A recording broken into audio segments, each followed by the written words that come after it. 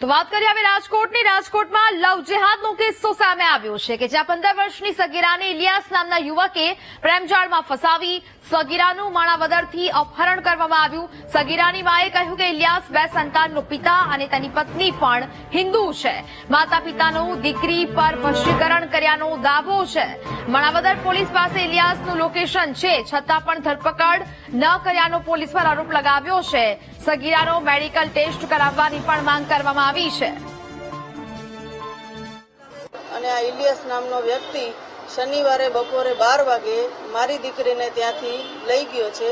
આજે ચોથો દિવસ થયો છે. માણાવદર ગામમાં પોલીસ ચોકી અમે અરજી પણ આપી છે, પણ હજી સુધી કોઈ એક્શન લેવામાં નથી આવ્યું. અને મારી દીકરી ઉપર એને એવું કંઈક કરી મૂક્યું છે કે મારી દીકરી નથી મારું માનતી કે નથી મારા ઘરનાનું માનતી. એ છોકરી ઇલિયાસ નામના વ્યક્તિના જ કહેવામાં છે. એની ઘરવાળી છે, 2 એને દીકરાઓ છે. આ રીતની અમને આટલી ખબર પડી. હજી એની ઉંમર નથી. ઉંમર થઈ ગયા પછી અમારી દીકરી સાથે શું કરશે, વેચી નાખશે કે એને શું કરશે એ અમને પણ ખબર નથી. સહી સલામત એવી અમારી માંગ છે અને આને આ વ્યક્તિને સજા પડવી જોઈએ.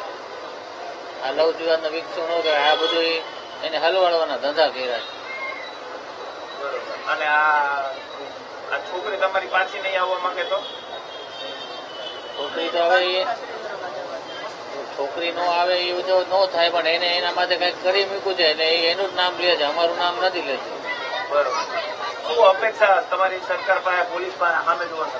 અમારી અપેક્ષા એમ છે કે અમારી છોકરી અમારી પાસે આવી જાય ને આવો કદમ કોઈ બીજી દીકરી માટે ન થાય એવી અમારી અપેક્ષા છે. છોકરી 15 વર્ષની છે ને આ ભાઈ જે એને લઈ ગયો છે એ 2 છોકરાનો બાપ છે.